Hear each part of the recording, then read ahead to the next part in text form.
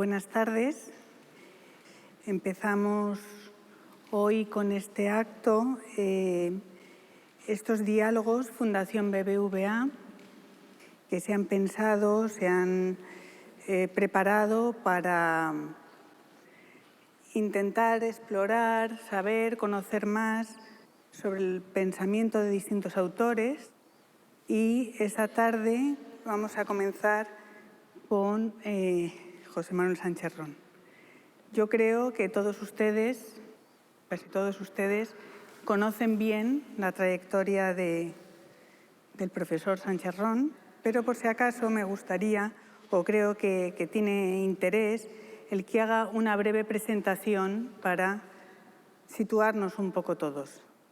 Se licenció en 1971 en Ciencias Físicas por la Universidad Complutense de Madrid y entre 1975 y 1978 estuvo becado en los departamentos de Matemáticas del King's College de Londres y de Física y Astronomía del University College, institución en la que se doctoró en 1978. Tras otra estancia en el Departamento de Física de la Temple University de Filadelfia, regresó al Departamento de Física Teórica de la Universidad Autónoma de Madrid, lugar donde en la actualidad sigue impartiendo sus clases. En 1983 consiguió la plaza de profesor titular y en 1994 la cátedra de Historia de la Ciencia. Cátedra que, dicho sea de paso, está adscrita a un departamento de Física Teórica en la universidad. Desde 2003 es miembro de la Real Academia Española, la Academia de la Lengua, como ustedes bien saben, y creo que es interesante mencionar el título del discurso de entrada en la Academia, pues evoca y dice mucho de lo que yo quiero mostrarles de este autor. Él llamó su discurso de entrada en la Academia Elogio del mestizaje, historia, lenguaje y ciencia. También es académico correspondiente de la Academia de Ciencias Exactas, Físicas y Naturales y miembro de la Academia Europea de Ciencias y Artes. Sus campos de investigación son varios. Fundamentalmente como físico teórico se ha especializado en la física relativista y matemática y como historiador de la ciencia se ha centrado especialmente y más concretamente en historia de las ideas, de las instituciones y el gobierno de la ciencia de los siglos XIX y XX, tanto en el panorama nuestro del ámbito español como en el panorama internacional. Ahora ya voy a hacerles una pequeña reflexión de compartir con ustedes un poco lo que yo creo que aporta el trabajo de José Manuel. Me quiero referir al trabajo de José Manuel y por su trabajo me refiero no solo a sus numerosas publicaciones, que no les voy a relatar porque es muy largo y además lo tienen ustedes en cualquier lugar, pero también me quiero referir a su trabajo como director de diferentes colecciones editoriales o a las exposiciones que ha comisariado y, cómo no, al trabajo que desempeña en la actualidad desde la Real Academia Española. Todo ese trabajo tiene una importancia en lo que yo creo que es la construcción de la cultura científica contemporánea. Y creo que el trabajo de José Manuel hay que verlo en ese contexto. Su riguroso trabajo nos ha permitido acceder, por ejemplo, a textos y documentos en su mayor parte inéditos, a familiarizarnos con términos y contextos tradicionalmente ajenos y ha sido capaz de mostrarnos la importancia que para entender la ciencia tienen los contextos y los momentos en los que ésta se realiza. Su trabajo nos permite conocer, explicar nuestra propia historia, pero también, y creo que esto es importante, nos permite pensar y reflexionar sobre nuestro mundo actual. Y todo esto lo ha hecho convencido de que la ciencia es una actividad que no solo describe, explica o hace comprender el mundo, sino que también es una acción que lo transforma. Hoy día es fácil que encontremos en los medios de comunicación distintas opiniones e informaciones que proceden del mundo de la ciencia y nos hablan desde presupuestos científicos. El trabajo de José Manuel Sánchez Ron favorece y propicia algo que a mi entender es muy importante en la sociedad actual y es la democratización y la socialización, en el mejor de los sentidos, del conocimiento científico, en un momento en que las discusiones sobre estas cuestiones están siendo debatidas cada vez con mayor frecuencia en foros públicos más amplios. Y en esta línea está el libro que hoy presentamos, Ciencia, Política y Poder, Napoleón, Hitler, Stalin y Eisenhower. Es un libro que recoge las conferencias magistrales que dictó el profesor Sánchez Ron en esta casa hace un poco tiempo. Y en este libro el autor nos enfrenta a 4 momentos de la historia sin los cuales sería difícil explicarnos y entender el presente. La relación de cada uno de estos gobernantes con la ciencia sirven para mostrar las complejas interacciones entre ciencia, política y poder y cómo la ciencia, a mi entender, y desde luego como lo muestra el autor, no puede ser explicada ni entendida al margen de los poderes políticos, militares y económicos. Creo que para empezar, José Manuel, si te parece, me gustaría que nos comentaras ese viaje que haces desde la física teórica a la historia de la ciencia, ¿no? Eso es algo que en tu currículum despierta curiosidad.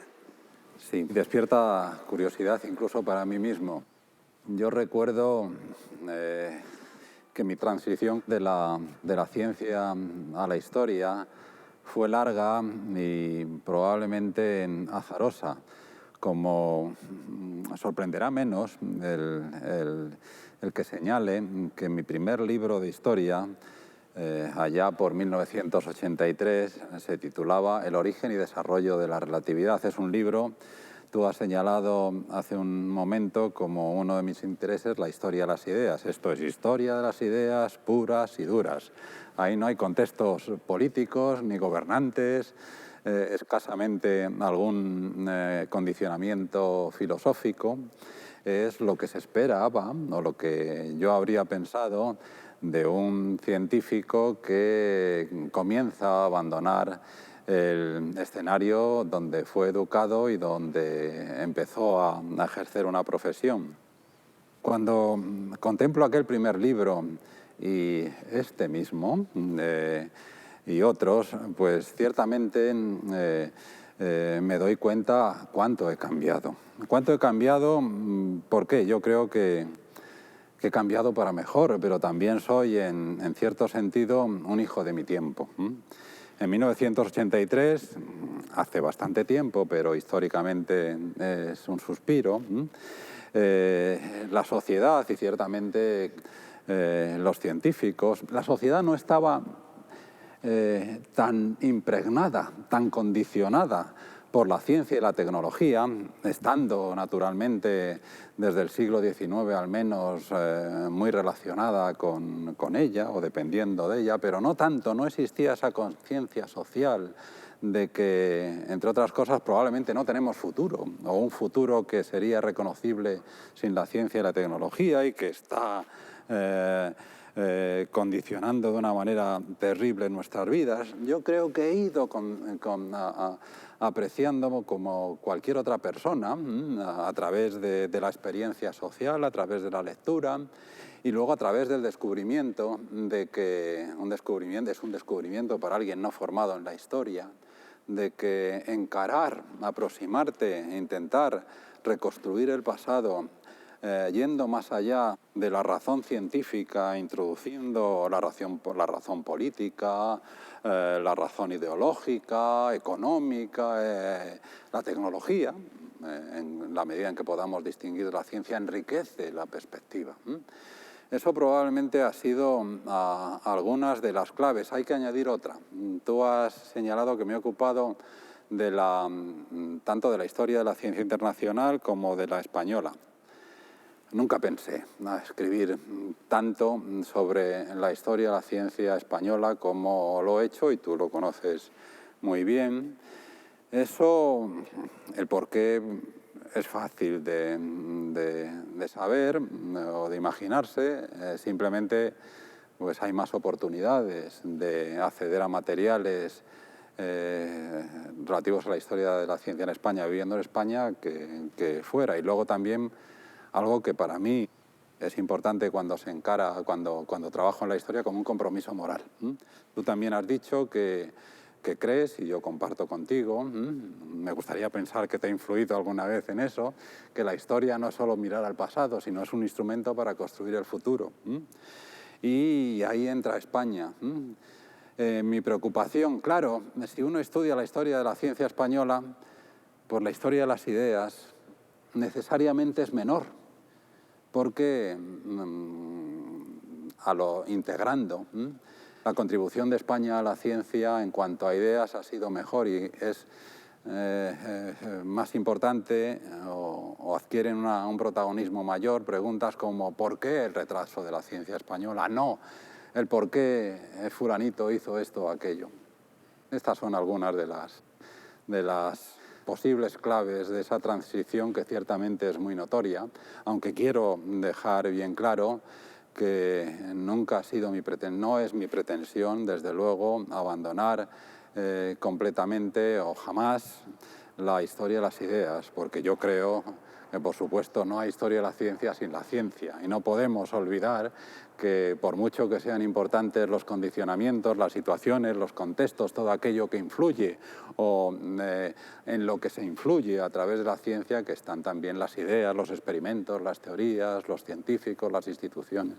Bueno, si te parece, la historia de la ciencia, vamos a volver la historia de España, de la ciencia en España, vamos a volver un poco más tarde sobre ella, porque de hecho en el libro no te refieres a eso directamente, pero volveremos.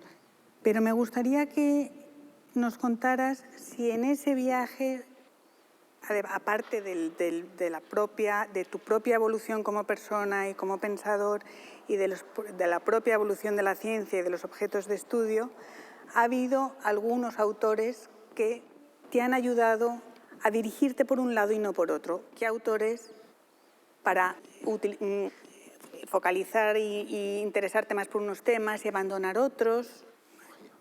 Es una pregunta muy interesante que ya me gustaría poder contestar. Uno de los inconvenientes de llegar a la historia desde la ciencia es que uno carece de algo que es un privilegio, tener maestros. Yo envidio mucho a aquellos historiadores, algunos amigos míos, veo aquí a algunos que hablan con agradecimiento, con gratitud de sus maestros que les enseñaron a ver la historia de una cierta manera. Yo he sido autodidacta porque he venido desde la ciencia, he llegado a la historia desde la ciencia y en ese sentido pues no tengo una gran educación en la bibliografía histórica. Aún así, ¿cuáles son algunas de mis influencias? No he pensado nunca en esta pregunta. Ciertamente una persona que con el tiempo es uno de esos beneficios que te da la edad, se convirtió en un gran amigo mío, Paul Forman, el historiador estadounidense, con el que tuve además el privilegio de editar un libro en inglés sobre la ciencia, la militarización de la ciencia, las instituciones, el enfoque de Forman en el que daba cabida sus estudios sobre la República de Weimar, sobre la causalidad cuántica, en el que daba cabida no solo a las ideas científicas centradas sobre todo en la física cuántica, en el desarrollo de la mecánica cuántica, sino también a la situación política y cultural de la Alemania durante la República de Weimar y luego también pues, los primeros años del nazismo. Fue muy importante, influencia que se intensificó cuando Forman amplió su campo de estudios, dejó el escenario alemán para tomar el estadounidense.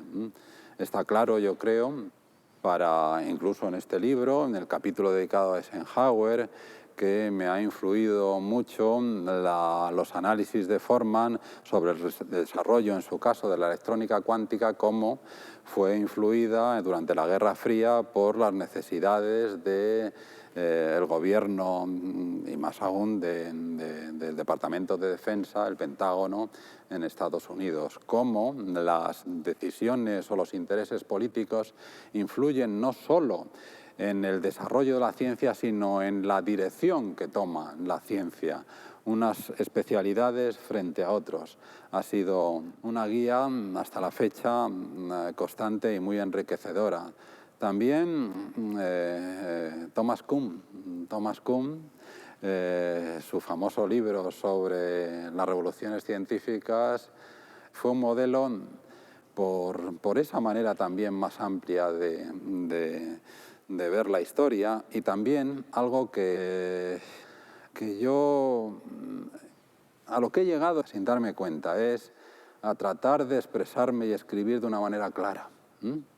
El libro de sobre la estructura de las revoluciones científicas de Kuhn no es solo un libro que te ilumina, por mucho que podamos establecer, criticar sus contenidos, sino un libro que te entretiene. Algo que no se puede decir de los escritos de Paul Forman, que desde luego son duros de leer. Creo que la historia se ve ayudada a través de la narración. Yo creo que John Heilbron también ha sido una guía para mí, como lo fue algunos de los escritos, y yo creo que es una buena ocasión para recordarlo ahora. No solo la amistad y las conversaciones, básicamente por teléfono, porque ni a él le gustaba viajar, ni a mí tampoco me gusta hacerlo mucho, José María López Piñero.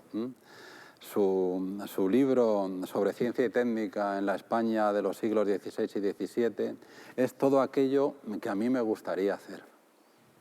Ese libro fundamentalmente. Otras partes de su obra no, pero eso yo creo que es un ejemplo en la mejor tradición de historiadores como Maravall, pero llevado al campo de la ciencia y la técnica, un ejemplo, un camino muy poco trillado hasta el momento. Ahora has terminado hablando de López Piñero, ¿no? Es cierto que tú dices que quizá porque vienes de las ciencias, pero los que venimos de las humanidades a las ciencias, tampoco hay en este país una tradición ni una escuela en historia de la ciencia, ¿no? O sea, es difícil encontrar esta misma mención que he hecho en la presentación, ¿no? Que el hecho de que tu cátedra esté adscrita a un departamento de física teórica en la universidad, que no haya institucionalizado unos departamentos en las propias universidades, o haya muy pocos, pues indica algo, ¿no? Es una buena reflexión. Yo me voy sintiendo casi como en mi casa, aunque no tengo yo una casa como esta, como se pueden imaginar, ¿no? Pero me he sentido muy feliz y me siento muy feliz, aparte de agradecido, por que mi hogar profesional en el ámbito de la historia sea un lugar poco habitual, un departamento de física teórica. Ciertamente no lo cambiaría por nada del mundo. Aún así, que enlaza con algo que yo creo que estás diciendo y que probablemente pues a lo mejor pensaras desarrollar.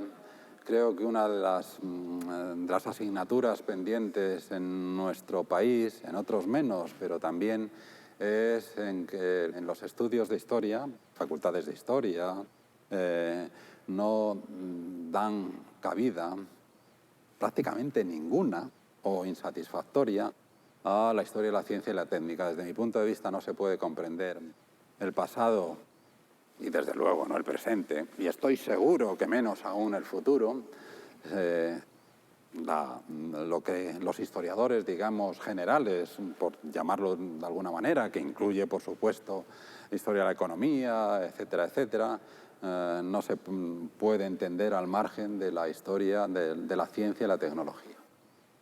Estoy completamente de acuerdo. Pero bueno, terminabas con López Piñero, que claro, en la medicina sí que hay una tradición, hay una escuela de historia de la medicina y está perfectamente institucionalizada, ¿no? O sea que tenemos ahí las dos.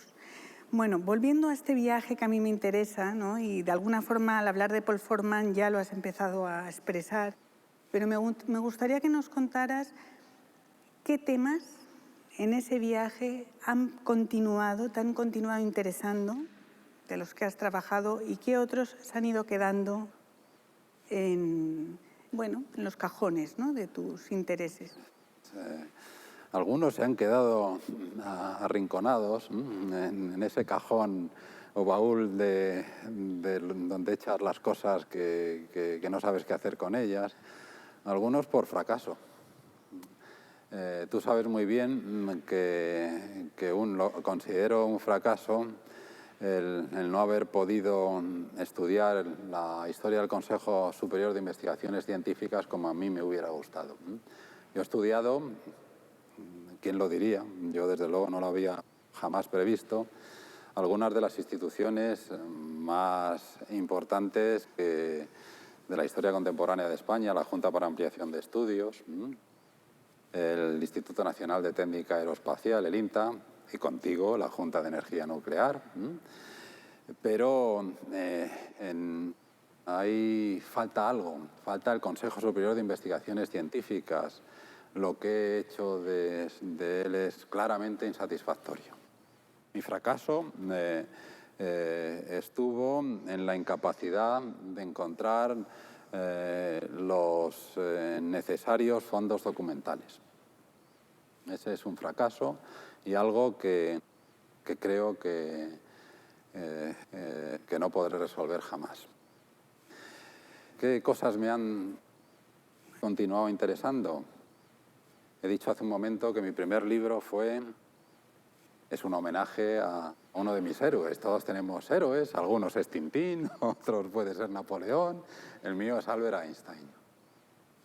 De hecho, probablemente una de las cosas que más me molestan es que no se conoce apenas mi obra en la historia del mundo de la relatividad, porque está publicada en artículos en inglés básicamente, no en libros. Algún día tengo la intención de escribir un libro recopilando y ampliando todo eso, pero es un interés aquel de mi primer libro, el origen y desarrollo de la relatividad, que me ha continuado acompañando y que creo que algunas cosas pues sí he contribuido.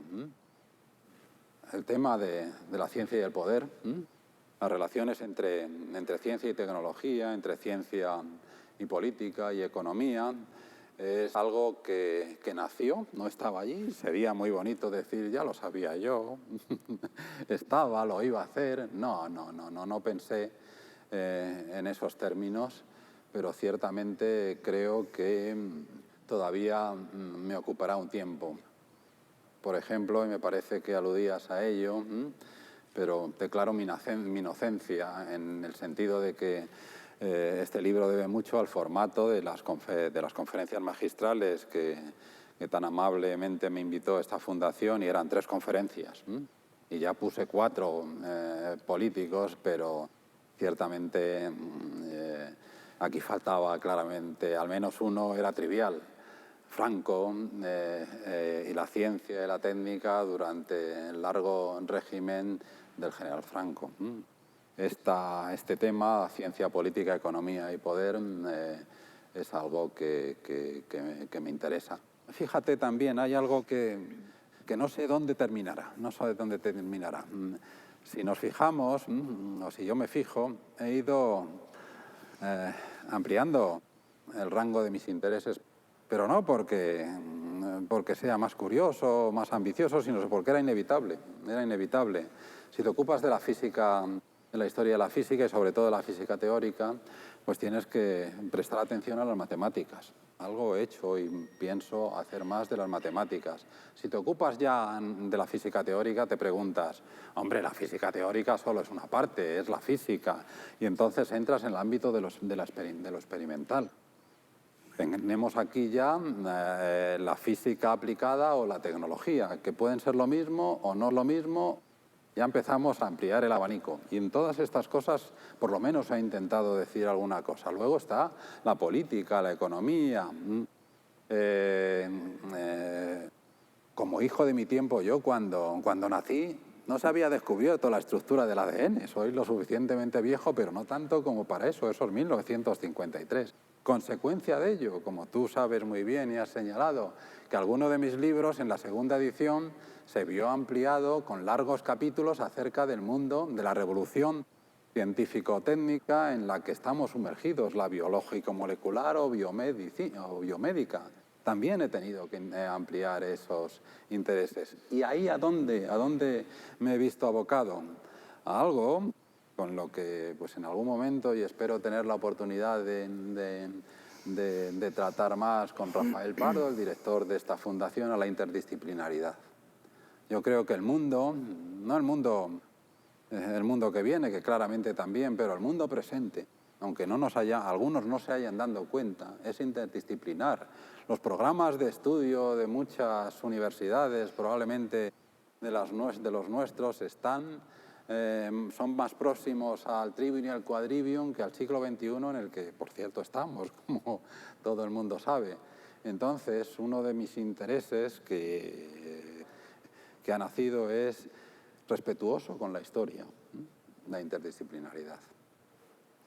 Bueno, yo, como sabes, estoy plenamente de acuerdo con esto porque, bueno, mi propia trayectoria responde a esto, ¿no? Pero bueno, vamos ya, tú ya has entrado un poquito en el libro, pero ya te voy a dar entrada, como dicen, ¿no? Directamente al libro. Vamos a hablar un poquito del libro para luego volver a ver, ¿no?, qué reflexiones nos permite hacer sobre hoy, ¿no? En el libro, como ya hemos mencionado, ¿no?, analizas la relación con la ciencia de estos 4 líderes, ¿no?, de Napoleón, Hitler, Stalin y Eisenhower. ¿Y nos podrías decir brevemente, para situar a los que no han leído todavía el libro, cómo se resume en cada caso la relación de estos políticos, de estos gobernantes con la ciencia? Sí. Napoleón me atrajo porque Napoleón Bonaparte es una figura histórica, es un nombre que forma parte de la cultura elemental, de la cultura más elemental posible. Pocas personas, si sales a la calle, no habrán oído el nombre de Napoleón. Y si preguntas, pues sí, la política, Francia. Yo me interesó el otro Napoleón. El Napoleón que él decía que el título que con más orgullo llevaba era miembro de la Academia de Ciencias francesa. El título que naturalmente obtuvo no por sus méritos científicos, sino por los políticos, ciertamente.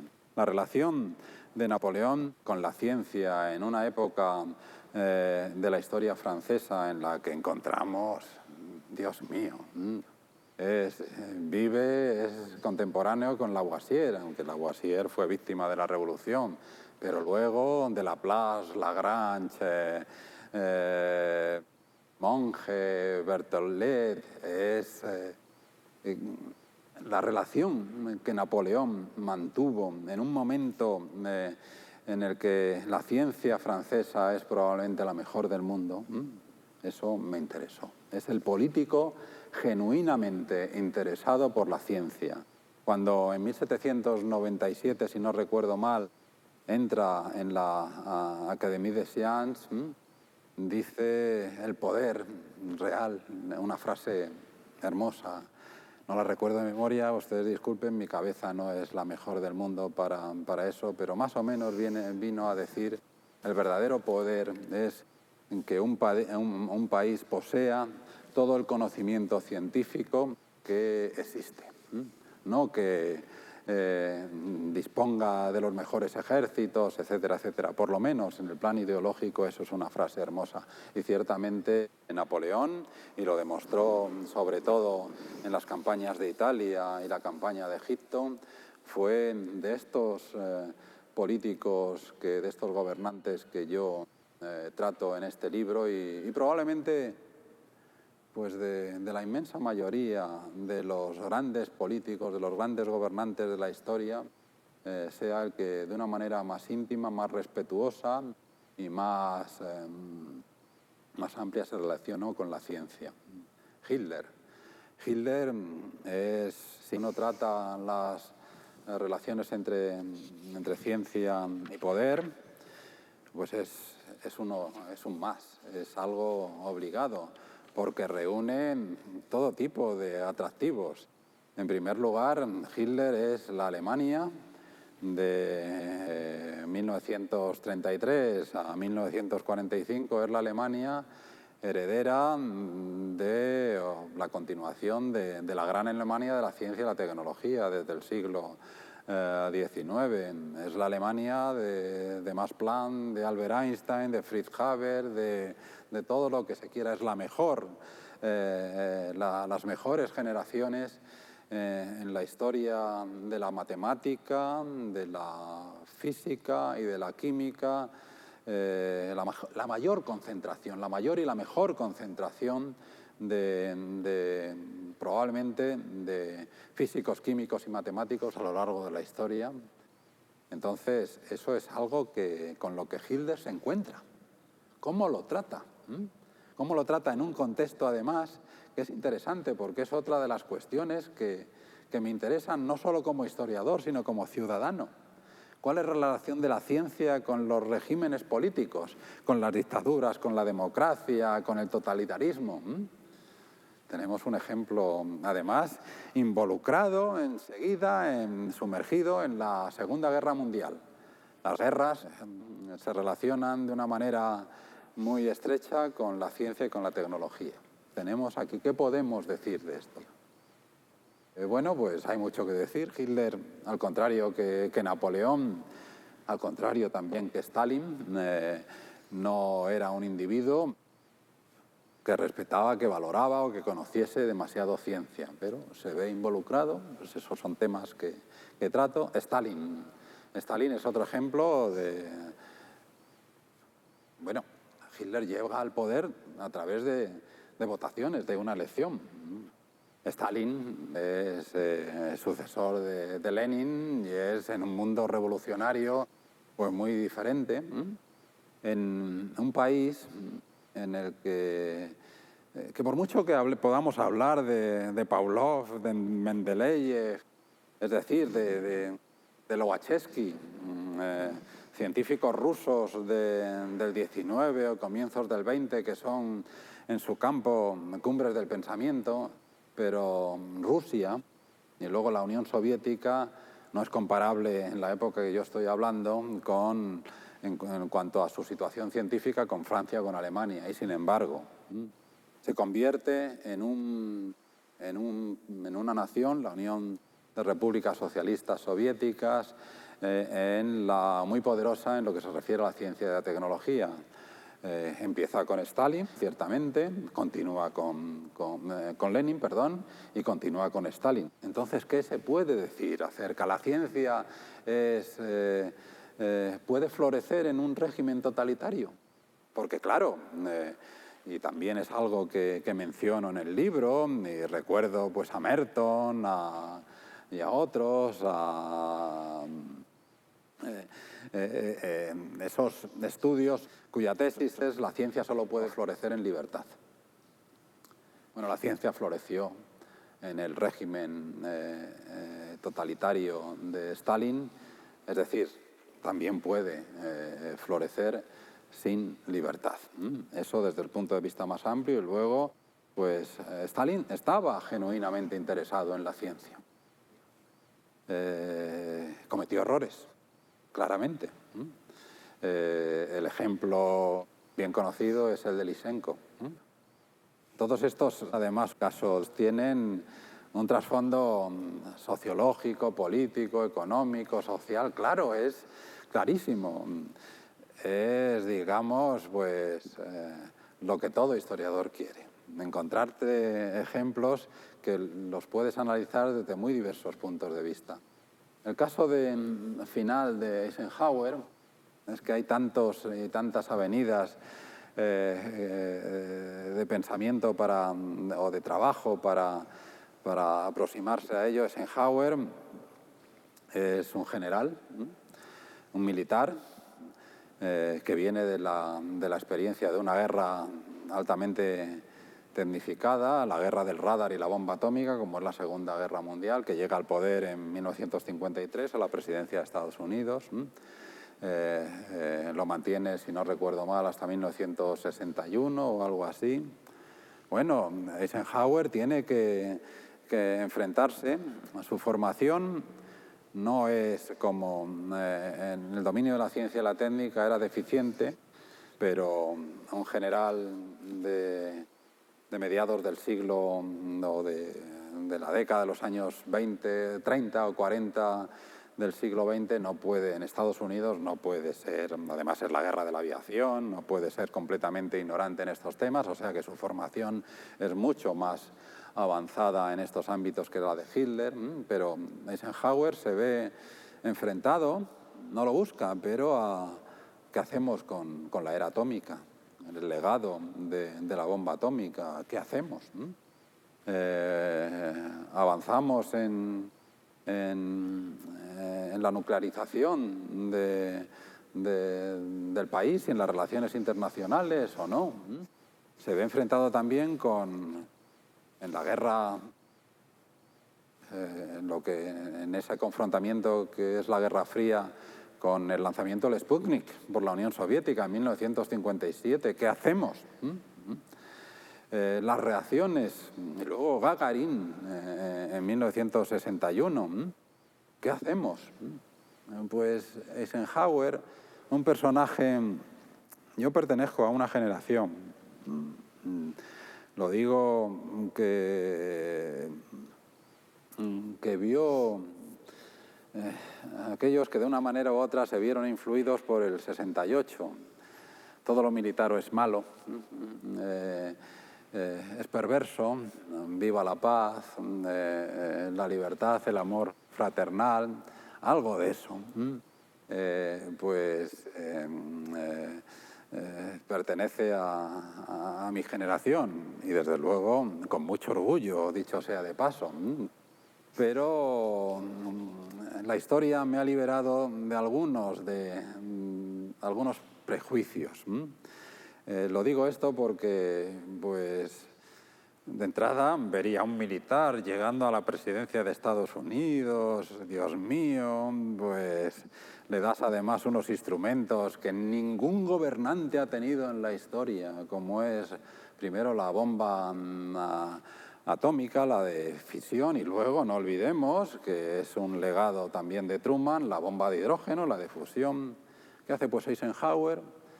Es un personaje que cada vez ha ido tomando más cariño, iniciativas, por mucho que podamos escarbar y ver otras motivaciones, como Átomos para la Paz, su noble discurso ante las Naciones Unidas presentando este programa de Átomos para la Paz, también algo sobre lo que podríamos hablar largo y tendido, que es la relación de los gobernantes en sistemas democráticos, porque este es un sistema democrático, con los científicos. Inmediatamente después del lanzamiento de Sputnik, Eisenhower crea la figura del asesor para la ciencia y tecnología del presidente y pone a un destacado químico, James Killian. Es cierto que existían algunos comités, pero nada comparable con la figura del asesor, las responsabilidades. Cito ahí una carta espléndida desde mi punto de vista de las obligaciones que Eisenhower impone a Killian, su puesto de asesor, y luego el comité asesor para el presidente. Pues esas son iniciativas. Cuando yo miro ahora sin ir más lejos, ¿por qué no lo voy a decir?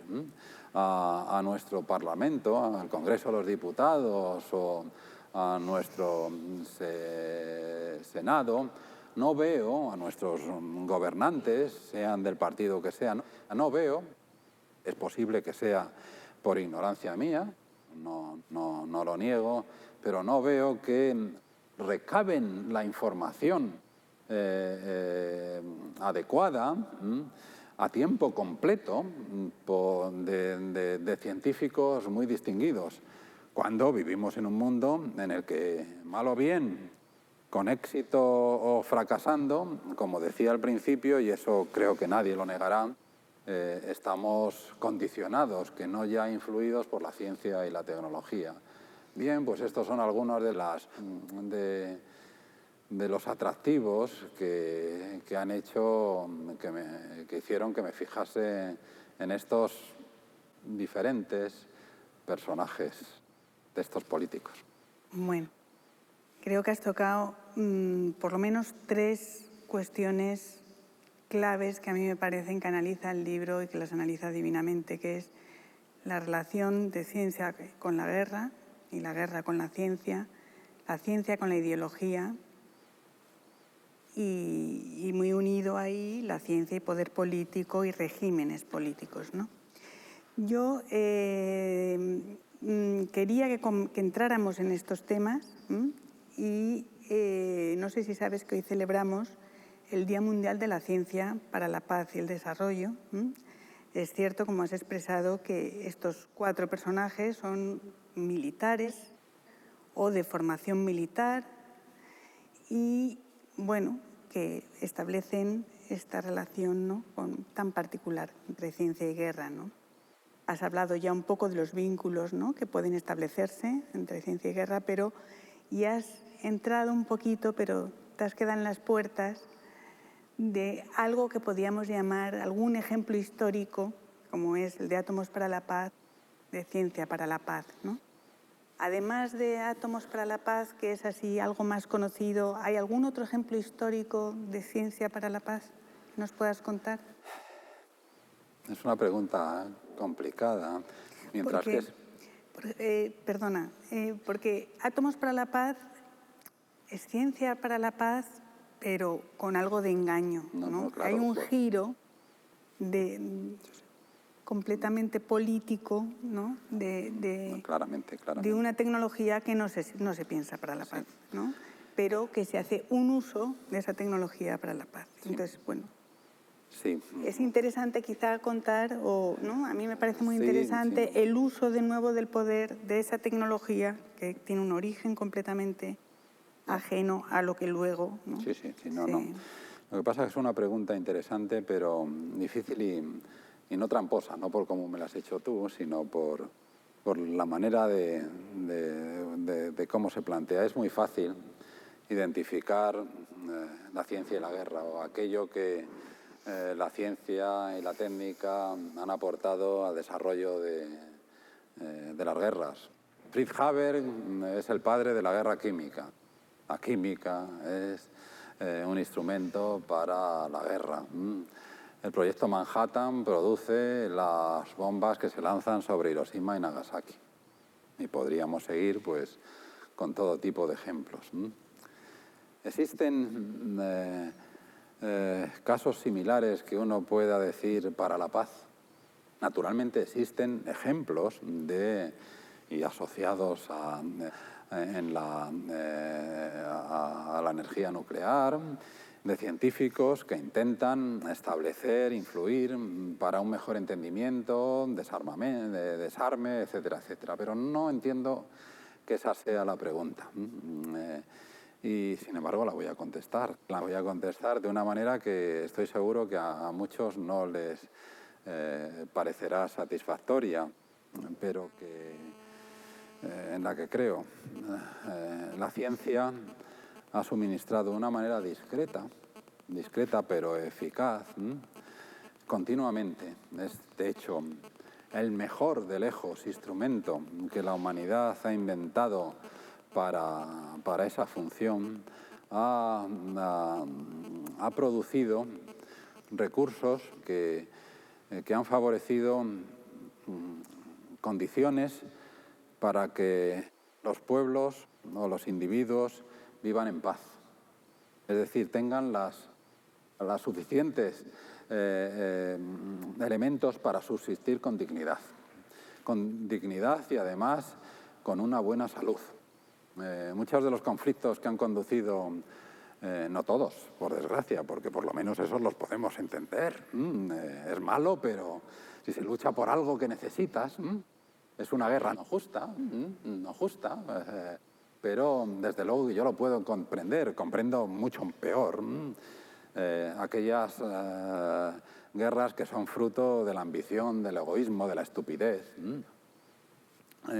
Cuando la ciencia contribuye a conocer mejor, pues por ejemplo, es la química del siglo XIX, la química orgánica del siglo XIX, a poder producir abonos artificiales, eso significa que las cosechas se multiplican, independientemente de que no tengas acceso a abonos naturales. Eso elimina uno de los puntos de conflicto para las guerras.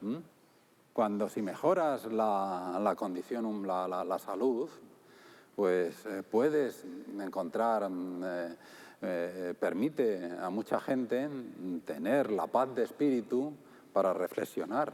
La reflexión, la paz de espíritu, yo creo también es una condición necesaria, aunque no suficiente, para la concordia.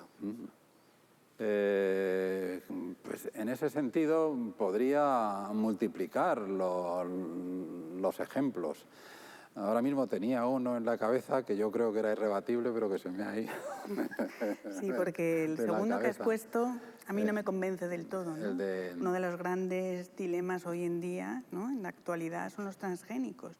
Y eso también puede tener esa lectura que tú expresas de un bien para, ¿no?, para ir contra las hambrunas y demás, pero por otro lado levanta todo tipo de ampollas y genera toda una inquietud en torno a lo que eso puede... No, sí, pero no.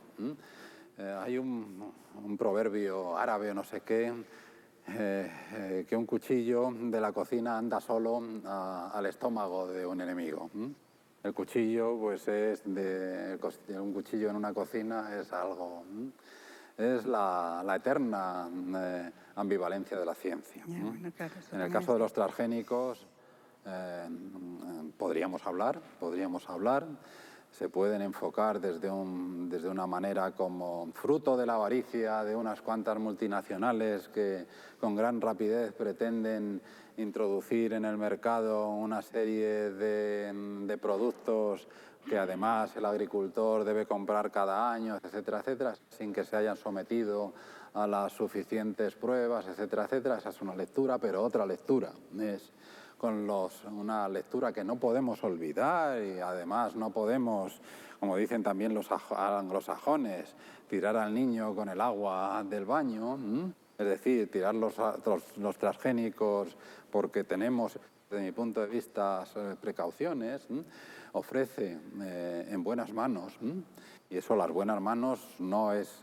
algo que la ciencia tenga que aportar, sino un sistema democrático, informado por las condiciones de la ciencia, ofrece posibilidades para evitar hambrunas. Y eso es bueno positivamente. Eso es bueno. Muchas de las guerras, sobre todo en África, responden a eso, o recursos naturales. Así ya sabía el otro ejemplo que se me olvidaba. Vivimos en una era que a veces se caracteriza como la de la globalización. Estamos conectados con todo. Eso naturalmente también tiene sus aspectos malos. Información no quiere decir conocimiento. La información, el acumular datos, no es bueno de por sí. Pero desde luego lo que sí claramente es malo es no tener información, no tener datos, etcétera, etcétera. Esa era de la globalización es hija de la física, de la ciencia de los materiales, de la electrónica, etcétera, etcétera.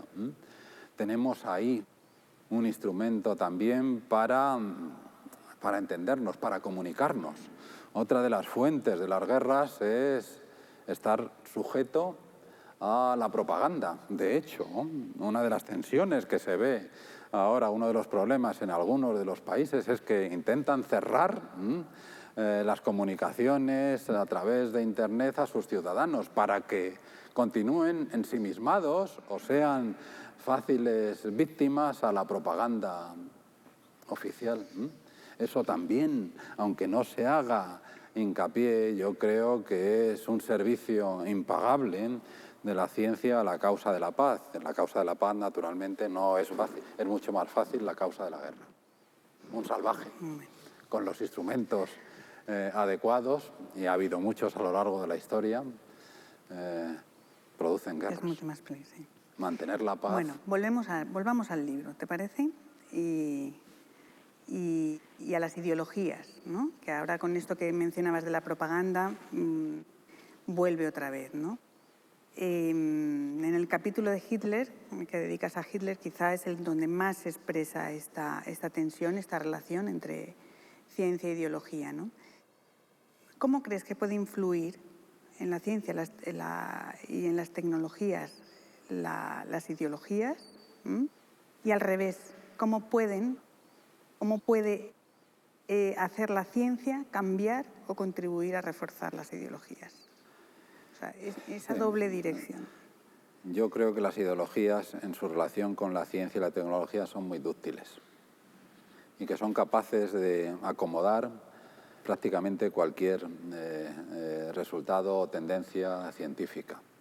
En ese sentido, son inmunes. El régimen soviético, durante un tiempo, consideró, los marxistas puros, que la física relativista y cuántica era un vestigio idealista y burgués.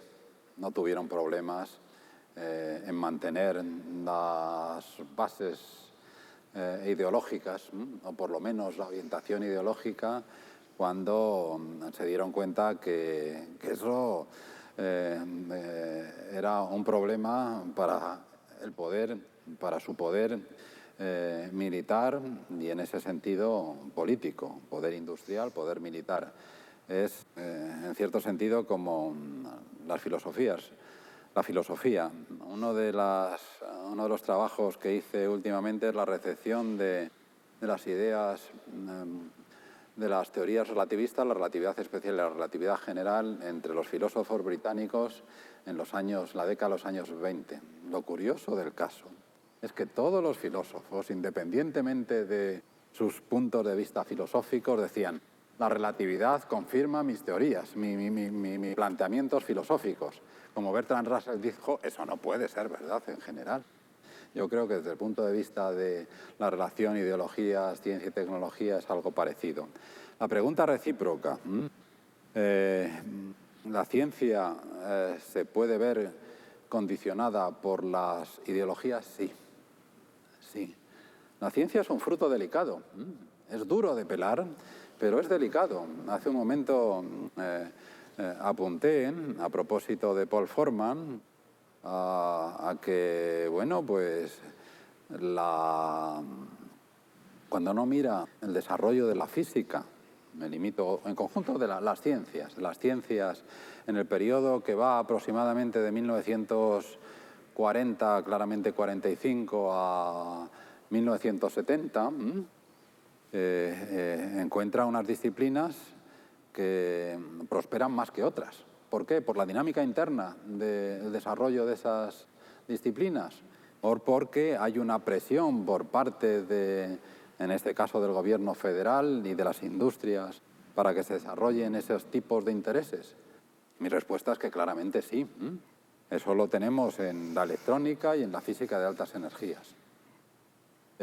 También podemos entender desde muy diversos puntos de vista algo parecido en lo que se refiere a la situación o el desarrollo que durante los últimos 20 años está teniendo las ciencias biomédicas, desde el punto de vista de la relación con los poderes. Aquí habría ya que decir no solo el poder político, porque en el mundo actual, desde mi punto de vista, el poder político no tiene todo el poder, o el poder económico tiene el suficiente poder como para hablar de tú a tú, al menos en algunos países, con el poder político. Esto es una novedad.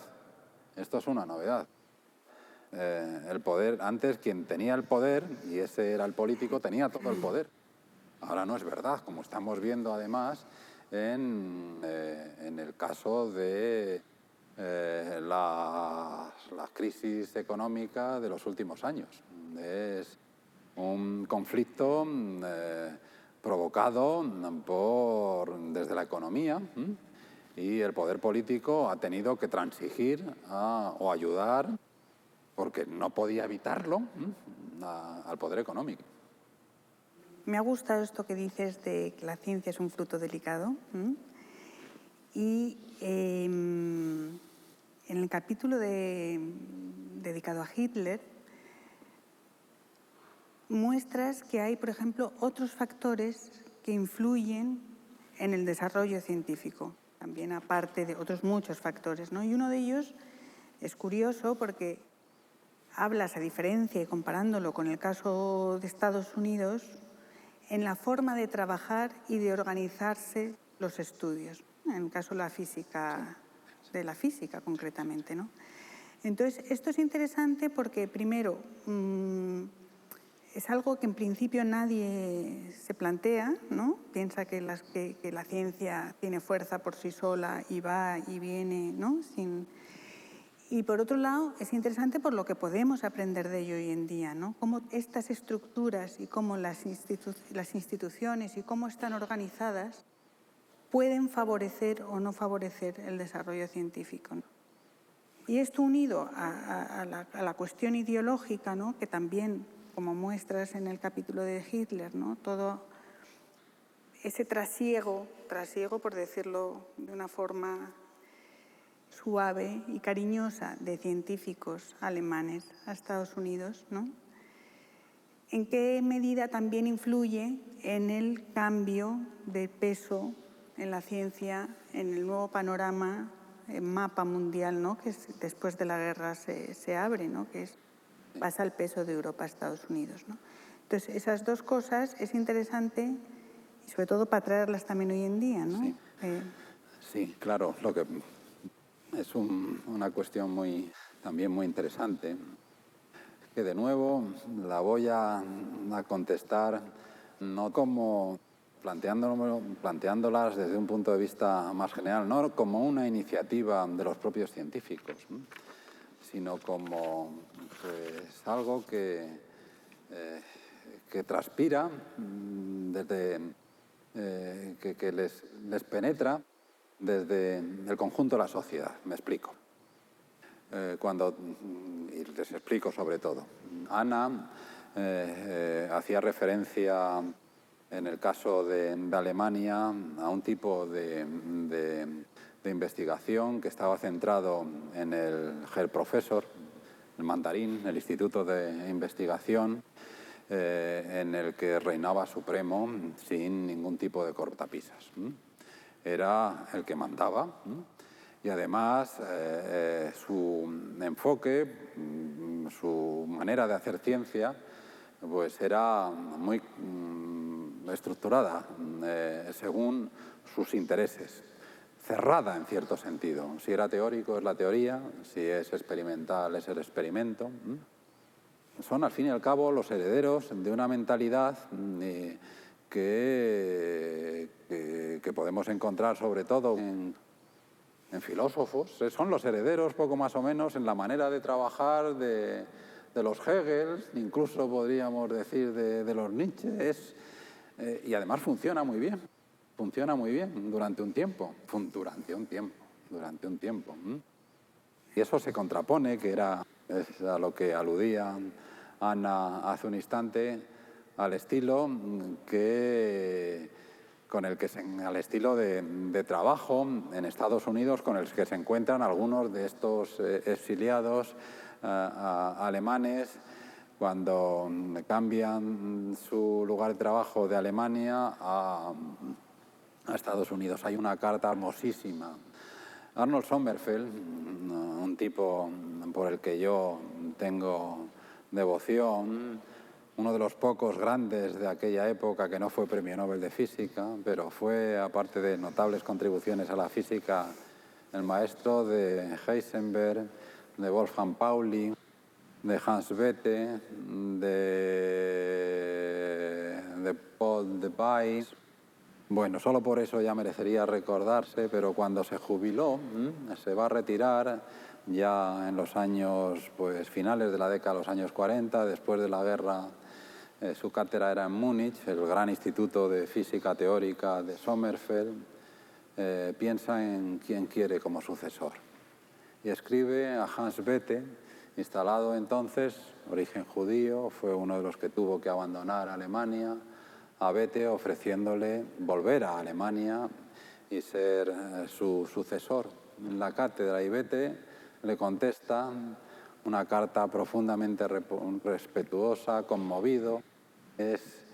Vete, recuerda al maestro, a ese que yo dije. Yo no he tenido ese tipo de maestros, ni me hubiera gustado tener. Dice, me siento tan honrado por su oferta, pero no la puedo aceptar. Y no solo porque ya me haya acostumbrado aquí, sino porque he encontrado un tipo de trabajo, un escenario para el trabajo que me resulta mucho más accesible. Un trabajo en el que el teórico no mira al otro lado con respecto al experimental, en que ciencia y tecnología están más ligadas. Ese es el tipo de trabajo de investigación científica que tenía en esa época futuro. Pero lo que quiero hacer hincapié, eso no es algo que se invente, que inventen los físicos o los químicos o los biólogos estadounidenses, es algo que se está practicando en la sociedad estadounidense desde finales del siglo XIX. En 1900, si no recuerdo mal, Westinghouse, General Electric crean laboratorios de investigación. Antes de, en laboratorios de investigación como los famosos de laboratorios Bell, se están practicando con éxito ese tipo de enfoque. La cultura estadounidense es favorable a ese tipo, más familiar o menos encorsetada. Entonces ahí sí que me gustaría llevar algo donde tú me ibas a llevar, estoy seguro, y es muy relevante. Podemos utilizar el beneficio de la historia para aplicar en nuestro entorno, o decir, lo hacemos así, y si no lo hacemos así, aquí en España quiere decir, pues a lo mejor hay alguno de los... en ese no hacerlo de esta manera podemos encontrar una de las razones para la insatisfactoria, como yo creo, que es situación de la ciencia española, por mucho que también lo creo haya mejorado. Si me ibas a hacer la pregunta, hazla, si no, no me voy a contestar.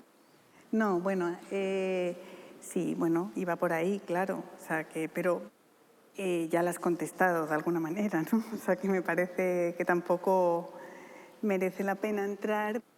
Para ir terminando, antes has mencionado lo de la democracia, ¿no? Ciencia y democracia, o ciencia y regímenes totalitarios versus ciencia y democracia.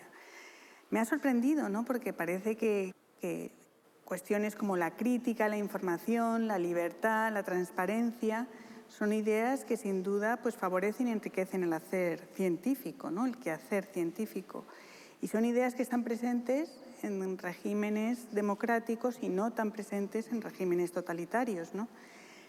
Llama la atención, es otra de las cosas que llama fuertemente la atención de este libro, el darte cuenta, esto que antes has expresado, ¿no? Que no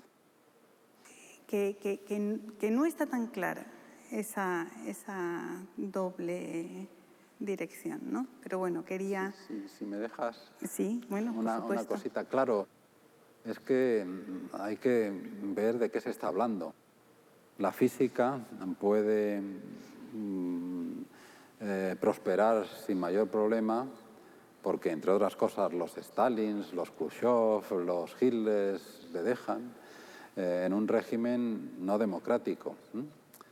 Pero, y no hay problema porque obtendremos, pero las ciencias biomédicas, que también pueden progresar y progresarán, pero ¿progresarán en qué dirección? Eso ya no es... Bueno, esa es donde yo ahora quería llegar, ¿no? Un poco para ya traer la cosa más al día de hoy, ¿no? A los temas que nos ocupan hoy, ¿no? Es cierto que en la relación actual entre ciencia y política hay varias polémicas, ¿no? Uno son los temas nucleares, el cambio climático, los temas relacionados con la biotecnología, la bioética. ¿Crees que estos temas marcan realmente las prioridades actuales de la investigación científica? ¿Y cómo se produce la interacción? ¿Son las demandas sociales las que hacen que esto entre en las agendas políticas o es el propio desarrollo científico el que se encuentra ese hueco? Las dos cosas. Las dos cosas. Los problemas más profundos de la física fundamental son ya tan difíciles, o algunos son tan difíciles, que requieren mucho tiempo. Hablamos de la física, la teoría de cuerdas, de supercuerdas, la unificación, etcétera, etcétera. Son problemas importantes, muy importantes, que duda cabe, pero su dificultad es tal que podemos comprender que no estén en la punta, en los intereses más acuciantes de una sociedad. Otras disciplinas, como fundamentalmente las biomédicas, que requieren además, es un mundo mestizo, requiere de la química, bioquímica hablamos, de la física, de muchas de las técnicas de instrumentación, etcétera, etcétera, pues llegó un momento en que podían florecer. Eso, se dan las condiciones para que encontremos nuevos problemas, descubramos cosas que no habíamos podido soñar. ¿Quién hace 30 años podía imaginar que existían unas células que se podían convertir en células de cualquier tejido, las células madre o no? ¿Quién podía haber soñado? Eso es 1970, la era del ADN recombinante, que se podía cortar y pegar para crear vida diferente, a la carta, o por lo menos experimentar. Eso ocurre luego, eso por el desarrollo, por consiguiente, desarrollo interno de la ciencia, y luego por una demanda social, una legítima demanda social, que en ningún momento se ve con mayor claridad como cuando en la década de 1990 el Congreso de Estados Unidos dice: se acabó lo que se daba, no continuamos pagando el gran superacelerador, supercolisionador que los físicos de altas energías reclamaban para, entre otras cosas, ver lo que está buscando ahora el LHC del CERN, si existe la partícula esa de Dios, el bosón de Higgs. Dijeron, entre otras cosas, que la sociedad reclama que desviemos ese dinero para los institutos nacionales de la salud. Y a mí me parece bien, por cierto. Me gustaría, para terminar, avanzar en el tiempo y ponernos en el lugar de un historiador que dentro de 100 años, ¿no?, hiciera un trabajo parecido al que has hecho tú. ¿Qué personajes crees que incluiría en su terna? ¿Y qué disciplinas crees tú que estarían representados? Y además, ¿desde dónde hablaría ese autor? Eso también me interesa. O sea, ahí hay 3 preguntas que... No, ya te he dado la respuesta hace un momento. Bueno, implícitamente, la interdisciplinariedad. Desde ahí hablaría el autor. Desde ahí. Y entonces, cuando hablas de reunión y de grupos, entonces los individuos se difuminan. Y yo creo que el historiador de dentro de un siglo no hablará tanto como hacemos nosotros, que reconstruimos o damos un lugar muy importante a los Einstein, a los Watson y Crick, a los Brenner, a los Heisenberg, sino que hablará de campos interdisciplinares, de grupos. En cuanto a disciplinas, con claridad, desde mi punto de vista, las disciplinas que tienen que ver con la vida. Creo que si nos planteamos, pero ahora claro, ya me estoy poniendo el gorro de pitoniso, si ampliásemos el marco en vez de 100 a 200 años, las grandes sorpresas serán en el universo. Yo creo que por mucho que sepamos del universo, al fin y al cabo, es tan grande el pobre, que nos hemos asomado a nuestro barrio, y que todavía hay mucho y muchas sorpresas que encontrar, pronostico, quiero decir. Al fin y al cabo, ¿quién iba a soñar antes de que se descubrieran en objetos como cuásares, púlsares? Yo recuerdo cuando empecé mi tesis doctoral, y no es en la prehistoria, como tú has dicho, era en el campo de la relatividad. Mi director de tesis, que era un físico relativista español, muy distinguido, que trabajaba en Francia y vino aquí, pues si tú le decías agujeros negros, Decía, eso es un constructo matemático, es un fantasma de la teoría de la relatividad general. Ahora, aunque no los entendamos del todo bien, pero pues los hemos identificado y más o menos parece que la mayor parte o una buena parte de las galaxias tienen en el centro uno de estos agujeros. Bueno, para en algún momento del futuro, si es que esta especie nuestra dura lo suficiente o por lo menos no se machaca a sí misma, cosa que parece que está empeñada, pues se planteará problemas como cuánto me gustaría que uno de los proyectos de la humanidad fuera instalar un telescopio modesto como el del Roque de los Muchachos, el telescopio del Instituto de Astrofísica de Canarias, en la cara oculta de la Luna. Que todo lo que se podría ver. Esos, dentro de 200 años, yo creo que, imagino, cualquiera sabe, que el historiador que mire las conclusiones, las grandes lecciones que en los libros de historia de la ciencia, así más o menos generales, algunos de nosotros nos hemos atrevido a hacer, dirán, qué ingenuos eran, qué ingenuos eran. Bueno, pues José Manuel, muchas gracias. Yo creo que ha sido muy interesante, sugerente, todo lo que nos has contado. Yo lo he disfrutado, espero que José Manuel también. Te agradezco mucho, José Manuel, el esfuerzo enorme de estar todo este tiempo hablando y sobre todo diciendo cosas interesantes que no siempre ocurre, ¿no? Y a todos ustedes el que nos hayan acompañado. Muchísimas gracias.